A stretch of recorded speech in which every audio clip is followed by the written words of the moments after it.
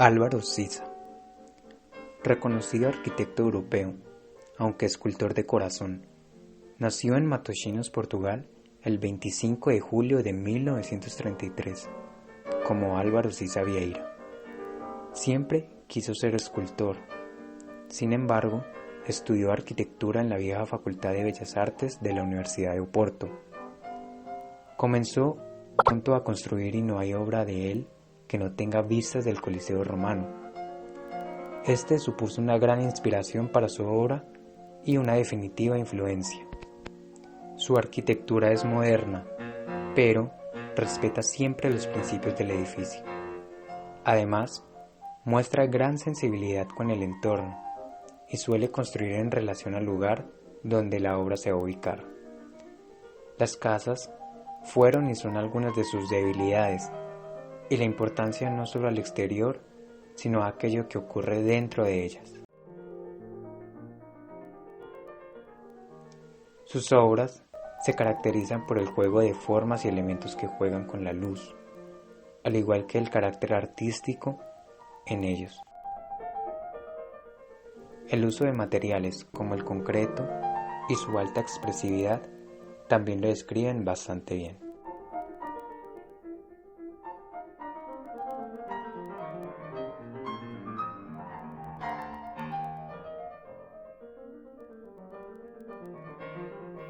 El arquitecto Siza nace y se pasa su infancia en Portugal, en pleno auge del modernismo en Europa. Esto tal vez explica su predilección al tipo de arquitectura que surge con este movimiento. Es innovador y propone soluciones distintas a la configuración de los espacios. Sobresalen sus diseños debido al estilo particular de esta corriente de pensamiento. Sin embargo, logra mezclarlos muy bien con su entorno. Muchos describen sus obras como juegos de forma y luz, de cómo actúan de forma honesta. Esto significa que su arquitectura resuelve problemas de forma directa. Si una vista merece ser apreciada, se crea un plano abierto o una ventana. Lo mismo con las rampas, escaleras o tramizajes de luz. Este juego de elementos lo hace ver sencillo, sin embargo logra articularlos, al igual que las formas, de una forma en que crea una compleja calidad espacial. Otro aspecto que está presente en sus obras es su predilección a la escultura. Siza soñó con ser escultor de joven, y es cuando en un viaje a Barcelona las obras de Gaudí lo inspiran a ser arquitecto. Sin embargo, mantiene su estilo diseñando obras no solo arquitectónicas sino artísticas. Esto se hace presente cuando logra conectar el diseño con el contexto del sitio y la cultura. Por ejemplo, la utilización de materiales que se conectan con la tierra y el carácter rocoso de su territorio describen la arquitectura de Portugal. Siza diseña el centro balneario Leca en Porto en el año 1966 y aunque utiliza formas modernas, quizás poco orgánicas, consigue unir su obra y el contexto mediante el uso de materiales que en cierta forma nacen del contexto.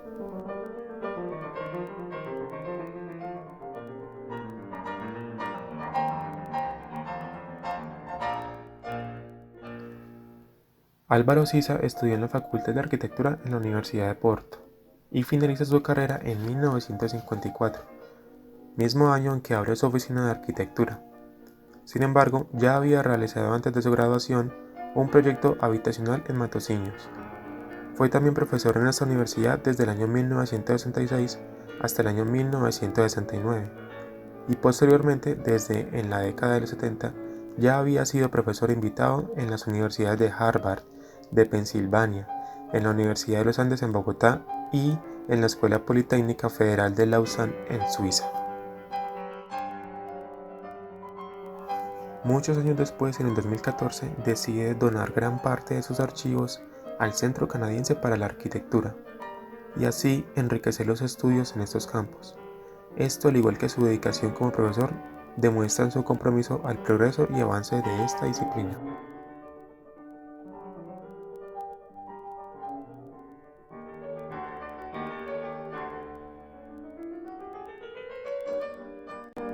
El arquitecto Álvaro Siza ha recibido numerosos galardones, tanto a nivel nacional como a nivel internacional. Entre ellos, ha sido premiado con un Pritzker en 1992, un premio Mies van der Rohe, un premio nacional de arquitectura de Portugal en 1993 y un León de Oro de la Bienal de Venecia en 2012. Se le otorga el Miss Crown Hall America's Prize en el 2014 y participó en la Bienal de Venecia en el 2012. Su trabajo nos trae la actualidad y sus obras siguen siendo significativas y un gran aporte a la arquitectura del siglo XX y el siglo XXI.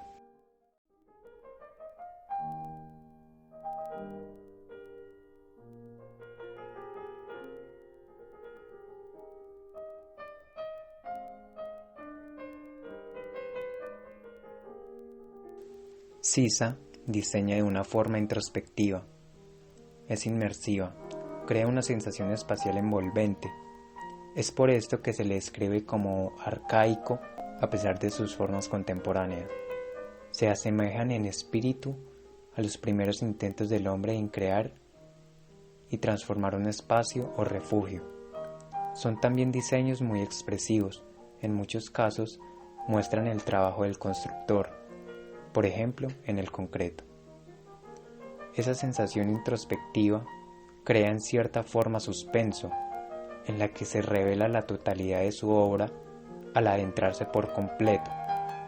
Sisa crea un recorrido por sus obras, emplea la materialidad de una manera muy sensata, sensibiliza al visitante. Por ejemplo, cambia el piso de concreto por uno de madera en los espacios más íntimos. Considera que así debería ser este tipo de arquitectura. No hay razón para que un templo o una iglesia, un museo o una galería sean rápidas de recorrer.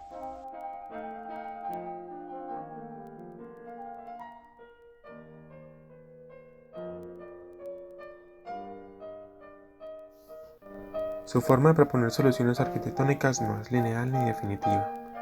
Es de cierta forma una dualidad entre lo que es constante y lo que es innovador. Al diseñar se preocupa porque su arquitectura esté acorde con el contexto, que tengan una fuerte conexión. Sin embargo, sus obras no son necesariamente similares a las de su alrededor, ya que proponen soluciones muy distintas para la articulación de espacios. La corriente modernista influye bastante en esto, la caracteriza de formas muy claras y definidas, simples pero que crean una complejidad al articularse con otras. La mayoría de sus obras son a gran escala, sin embargo su funcionalidad las hace ser sutiles de cierta forma. Se mezclan con el contexto. Por ejemplo, para la Expo 98 en Portugal, parte de su diseño que tiene la función de enmarcar el paisaje entre dos estructuras bastante grandes y una cubierta de hormigón curva. No presenta una obstrucción a pesar de su tamaño. Incluso en el proyecto que llamó El edificio sobre el agua, en que crea las oficinas de una planta química en China sobre un lago artificial preexistente, logró crear una sensación integradora al envolver de cierta forma el agua, creando un canal por el centro del proyecto. Obtiene la atención visual del usuario sin que se sienta que el diseño se encuentra fuera de lugar. En algunos diseños, especialmente en zonas urbanizadas, utiliza una técnica basada en crear un todo a partir de rutinas. Crea variedad arquitectónica por medio de repeticiones geométricas y de formas que juntas constituyen una complejidad. A este tipo de cualidades se refieren los comentarios acerca de sus obras cuando se les llama honestas. Los elementos se posicionan claramente con el espacio y tienen razón de ser. Los volúmenes que configuran los espacios también tienen una función estética muy fuerte. Es donde se hace presente su gusto por la escultura. No recurre a decoraciones en sus diseños. Sus construcciones son la estética, la funcionalidad, la articulación, son el todo.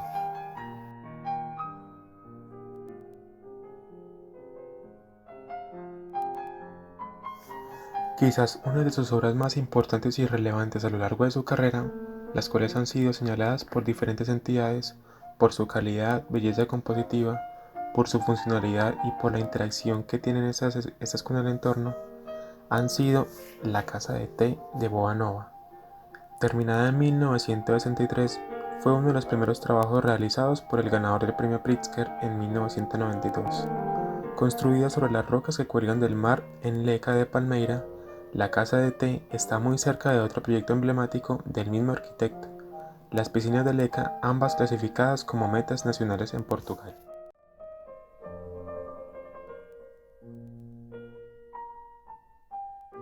La casa de Boa Nova fue el resultado de un concurso organizado por la Cámara de Matosinhos en 1958.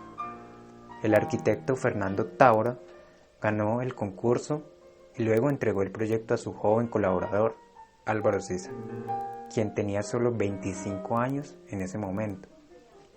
En el año 2014, el edificio se inaugura, luego de haber estado en ruinas durante varios años debido a la falta de mantenimiento, así como los daños causados por el clima, como fuertes vientos y el aire del océano. La renovación fue realizada por el creador del edificio, mientras que el exterior, los marcos y los detalles de la construcción fueron restaurados. Además, se agregaron los muebles de los dibujos originales y actualmente el edificio es un restaurante. En este emplazamiento, entre el faro y una iglesia franciscana de 1369, la naturaleza desciende hacia el mar, uniendo los prados circundantes a la playa cercana y la geometría dentada de las rocas. Por lo tanto, el edificio no es alto, debido a la naturaleza del mismo y para evitar chocar con las proporciones de la iglesia. El objetivo del proyecto no era competir con esa presencia, y al tiempo impedir que la construcción careciera de carácter, conciliando la autonomía del nuevo edificio con el contexto existente.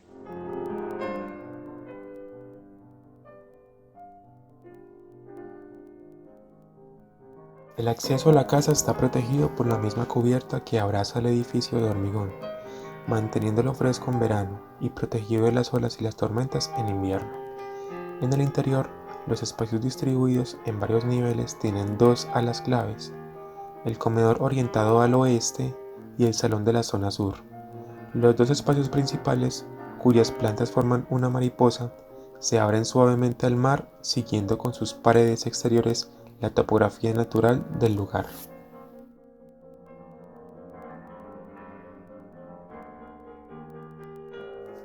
El comedor y la sala de té se sitúan justo encima de las rocas y se unen por un atrio y una escalera de doble altura, con la entrada en un nivel superior.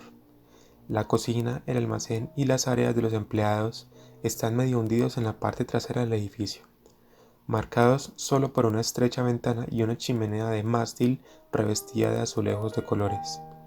Esta ubicación de los espacios auxiliares responde a la idea del arquitecto de ocultar todo lo que fuera necesario para la vista. La sala de té tiene grandes ventanales sobre una base de hormigón expuesto, mientras que el comedor está completamente acristalado, abriéndose a una meseta al aire libre. En ambas habitaciones, los marcos de las ventanas pueden deslizarse sobre grúas empotradas hacia los largos aleros proyectados. Esto crea un efecto asombroso en el verano, cuando es posible salir del comedor directamente al mar, ya que el edificio parece desaparecer.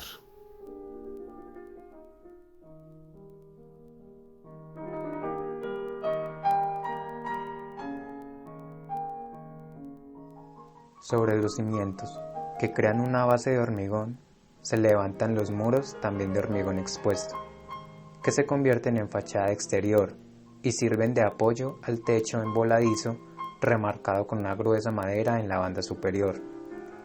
La extensión del techo sirve de protección a la continua sucesión de aperturas de diferentes tamaños. En el interior, la madera juega un papel conectivo con ciertos elementos de fachada, como las ventanas y el revestimiento del techo inclinado en tablas de afcelia roja que continúa afuera y marca la luz de las claraboyas con un juego de almenas descendentes.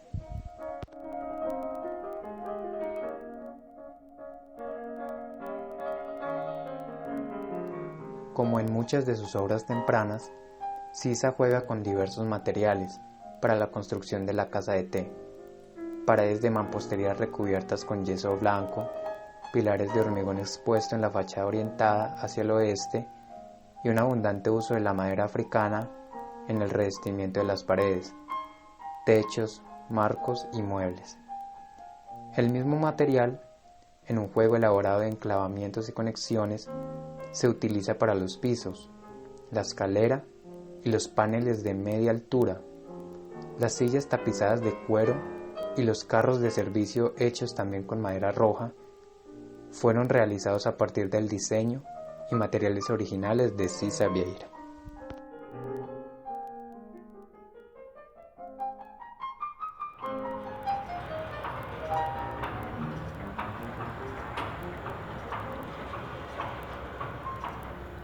Otro de los proyectos emblemáticos de Álvaro Siza es la Estación de Bomberos Voluntarios de Santo Rizo. Terminada su construcción en el año 2013, tiene una espacialidad bastante interesante, sin embargo, no demasiado compleja debido a su función. En este caso, especialmente el arquitecto tiene la obligación de que la configuración de los espacios no obstruya con las actividades que se desarrollan en el proyecto.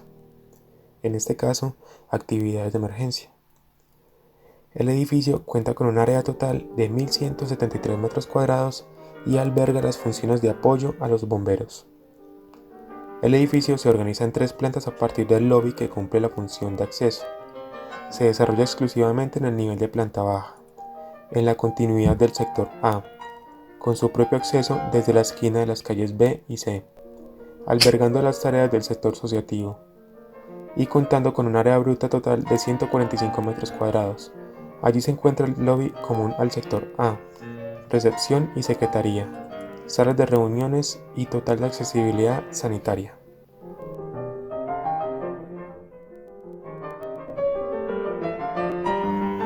Entre los sectores A y B hay un espacio de circulación abierta a un patio, comunicando con todas las funciones del edificio.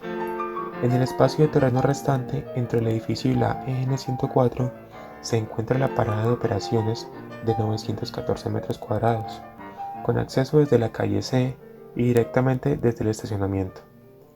La parada de honor se encuentra junto a la fachada del edificio principal de la calle C.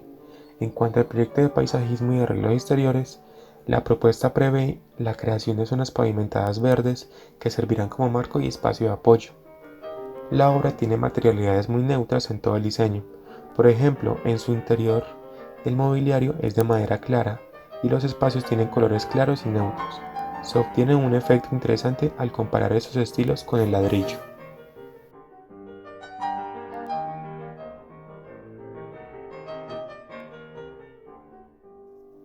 El sector de garaje es un cajón bastante rígido de hormigón, con accesos en ambos lados.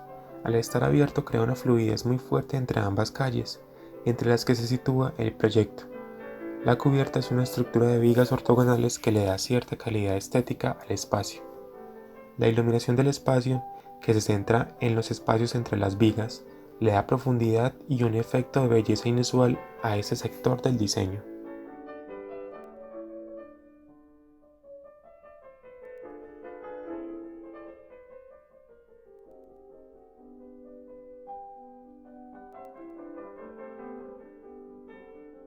Por último, y no menos importante, de las obras de Álvaro Siza, analizaremos el Museo Mímesis. El orgánico edificio de hormigón, una forma muy sinuosa de 2 alas curvas que rodean un patio, surgió a partir del rápido esbozo de un gato que Siza dibujó al obtener los datos del análisis del emplazamiento. Traducir este esbozo al proyecto definitivo ha sido un laborioso proceso que ha necesitado de muchas maquetas, dibujos, correcciones, nuevos dibujos, nuevas maquetas, entre otras. Tanto así que el museo comenzó a construirse en el año 2006 y todavía hoy sigue inacabado, en espera de definir los últimos ajustes.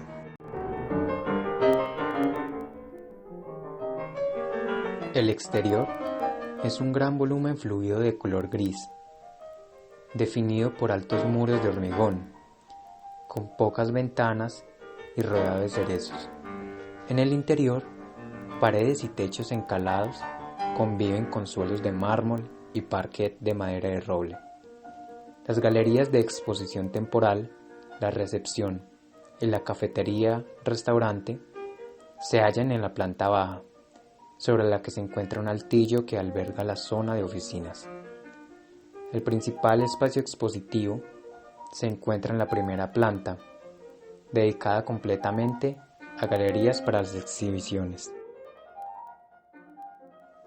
En todo el proyecto se ha concedido una gran importancia a la iluminación, tanto la natural como la artificial, algo muy destacable de este arquitecto al momento de conceptualizar un diseño.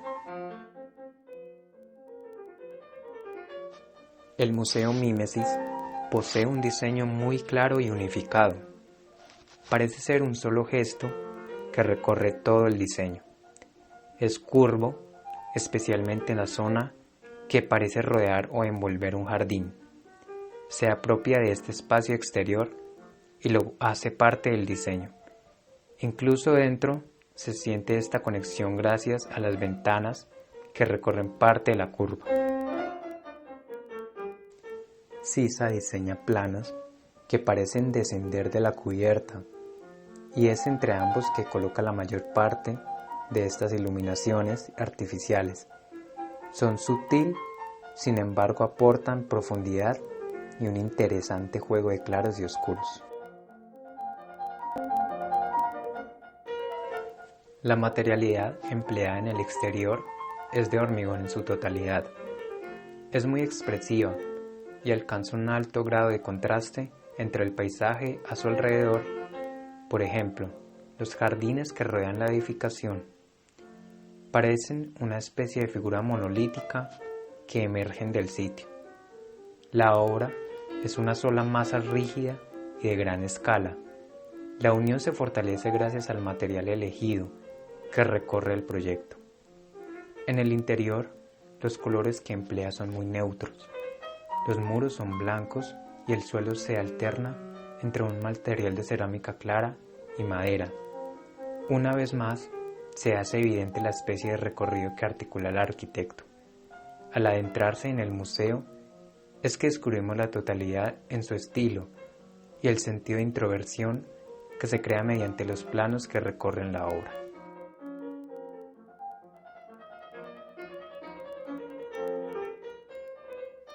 Finalmente podemos concluir que al observar con detenimiento y profundizar en las obras de este reconocido arquitecto europeo, se puede literalmente sentir ese estado de especialidad que hay en su arquitectura. Es realmente posible y fácil adentrarse en sus obras de una manera tan extraordinaria que nos lleva a un lugar totalmente diferente. Ese lugar que nos inspira y nos regala un sentimiento de paz, pero a la vez nos lleva a un estado de asombro y de admiración.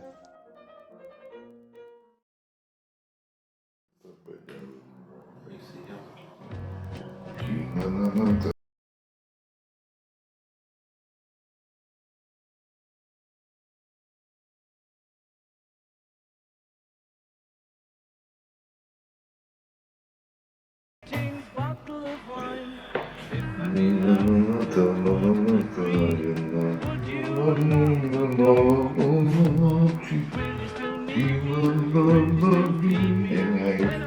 54